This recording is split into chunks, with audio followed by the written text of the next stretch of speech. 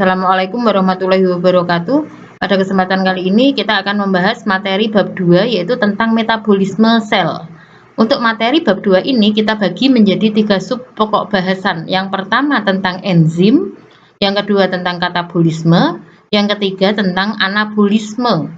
Nah, sebelum ke sub pokok bahasan, kita lihat dari judulnya dulu. Di sini ada istilah metabolisme. Yang dimaksud dengan metabolisme yaitu semua reaksi kimia yang ada di dalam tubuh makhluk hidup. Nah, ketika bereaksi di dalam tubuh itu memerlukan komponen yang disebut dengan enzim. Apa itu enzim? Nanti akan kita bahas. Nah, untuk enzim sendiri ini ada pokok bahasan lagi, mulai dari yang pertama yaitu komponen dari enzim, yang kedua sifat dari enzim, yang ketiga mekanisme kerja enzim, yang keempat faktor yang mempengaruhi kerja enzim. Nah, kita ke komponen enzim dulu. Berdasarkan komponen penyusunnya, enzim dibedakan menjadi enzim sederhana dan enzim kompleks. Ini gambaran dari enzim. Ini substrat, zat yang akan bereaksi. Pada enzim sederhana itu hanya tersusun oleh protein. Ini ada bagian namanya sisi aktif. Sisi aktif itu sisi tempat substrat menempel. Jadi ketika bereaksi nanti substrat akan menempel pada bagian sisi aktif enzim. Bedanya dengan enzim kompleks, selain ada komponen protein atau yang kita kenal dengan apoenzim, ada komponen yang lain yang berupa komponen non-protein atau disebut juga dengan gugus prostetik. Ya. Kemudian, nah untuk sifat dari enzim itu komponen utamanya berupa protein. Kemudian sifat enzim yang kedua bekerja secara spesifik. Di sini ada kata spesifik. Maksudnya spesifik itu enzim tertentu hanya bekerja untuk mengubah substrat tertentu. Contohnya, enzim amilase itu hanya bekerja untuk substrat amilum. Enzim laktase hanya untuk substrat laktosa. Kemudian, sifat enzim yang ketiga itu bekerja secara bolak-balik. Ya, jadi, enzim ini tidak bisa menentukan arah reaksi. Kemudian, yang keempat, enzim dapat bekerja dalam jumlah sedikit sehingga diperlukan dalam jumlah sedikit. Kemudian, yang kelima, enzim tidak ikut bereaksi. Sebelum reaksi dan setelah reaksi, enzim tetap tidak berubah karena dia tidak ikut bereaksi. Kemudian yang terakhir, enzim itu berfungsi sebagai katalis. Katalis itu zat yang mempercepat reaksi kimia. Kemudian, nah, kita lihat untuk cara kerja enzim. Ini substrat. Substrat itu zat sebelum reaksi. Substrat bereaksi dengan enzim akan membentuk kompleks enzim substrat atau gabungan dari enzim dan substrat. Setelah bereaksi, enzimnya tetap karena tadi sifat enzim sebelum reaksi dan setelah reaksi itu tetap tidak berubah. Sedangkan substrat setelah bereaksi nanti akan membentuk produk. Kita lihat, ketika bereaksi, enzim dan substrat itu ada dua teori yang menjelaskan. Yang pertama itu teori gembok dan kunci. Yang kedua, teori kecocokan terinduksi. Untuk yang pertama dulu, teori gembok dan kunci atau lock and key. Untuk gembok dan kunci, kita ibaratkan seperti gembok dan kunci. Harus pas. Kalau gembok sama kunci tidak pas, tidak akan terjadi reaksi. Nah, ini gambarannya, ini enzim, ini substrat. Ini ada sisi aktif, sisi tempat substrat menempel. Kalau kita lihat, sisi aktif dari enzim itu sesuai dengan bentuk substrat, sehingga ini dapat bereaksi dengan baik, sehingga dapat terbentuk produk.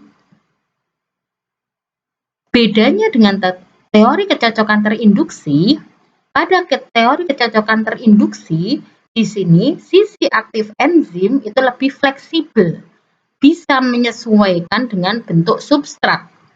Kalau kita lihat, ini sisi aktifnya itu agak pendek, sedangkan substratnya agak panjang. Ketika bereaksi, sisi aktif enzim itu melebar menyesuaikan dengan bentuk substrat sampai akhirnya terbentuk produk. Ketika bereaksi, dia lebih fleksibel. Setelah bereaksi, enzim akan kembali lagi seperti semula. Ya, ini yang membedakan teori gembok dan kunci tadi. Kalau ini harus sesuai, harus saklek. Kalau ini lebih fleksibel, bisa menyesuaikan dengan bentuk substrat. Nah, ini penjelasannya teori antara Locke and Kay dan teori kecocokan terinduksi. Kemudian, enzim itu berfungsi untuk menurunkan energi aktivasi. Apa itu energi aktivasi?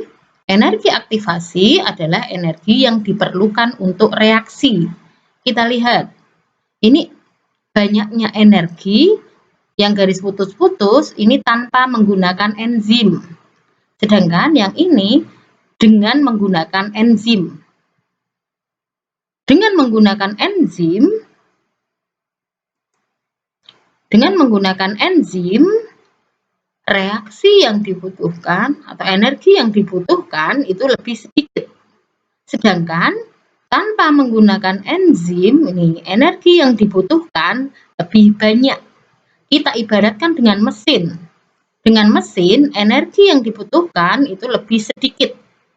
Di dalam tubuh, dengan enzim, energi yang dibutuhkan untuk reaksi itu lebih sedikit. Ya. Kemudian, faktor yang mempengaruhi cara kerja enzim. Yang pertama, temperatur atau suhu. Enzim itu komponen utamanya berupa protein. Pada suhu tinggi, protein akan rusak atau prosesnya namanya denaturasi. Dan pada suhu rendah, menyebabkan reaksinya terhambat. Enzim akan bekerja optimum pada suhu sekitar 37 derajat Celcius. Kemudian yang kedua, pH. Umumnya, enzim yang ada di dalam sel itu bekerja efektif pada pH netral atau kisaran 7. Tetapi ada juga enzim yang memiliki pH optimum sangat asam. Contohnya pada enzim pepsin. Ya, ini hanya beberapa enzim itu yang memiliki pH di luar dari netral. Kemudian yang ketiga, konsentrasi enzim dan substrat. Ya, ini jumlah enzim dan substrat. Makin tinggi jumlah enzim atau substrat, makin cepat laju reaksi hingga mencapai kecepatan maksimum. Setelah mencapai kecepatan maksimum, laju reaksi menjadi konstan atau tetap. Ya, jadi sampai batas tertentu, setelah itu penambahan enzim atau substrat tidak akan mempengaruhi laju reaksi. Kemudian berikutnya itu ada inhibitor atau penghambat dan aktivator atau penggiat. Kita lihat, inhibitor sendiri dibagi menjadi dua. Ada inhibitor kompetitif dan inhibitor non-kompetitif. Kita lihat, pada inhibitor kompetitif, inhibitor ini akan bersaing untuk memperebutkan sisi aktif substrat, sisi aktif dari enzim. Sehingga ketika ada inhibitor yang nempel, otomatis substrat tidak bisa nempel, sehingga ini dikatakan sebagai penghambat. Sedangkan inhibitor non-kompetitif itu nempelnya di luar sisi aktif, seperti ini, di luar sisi aktif. Tapi ketika dia menempel, nah sisi aktif dari enzim itu akan menjadi berubah bentuk. Yang awalnya ini tadi kotak, nah sekarang menjadi cekung, sehingga tidak bisa menempel substratnya. Ini kerusakannya justru kerusakannya permanen pada poin ini. Saya kira cukup sekian. Terima kasih. Wassalamualaikum warahmatullahi wabarakatuh.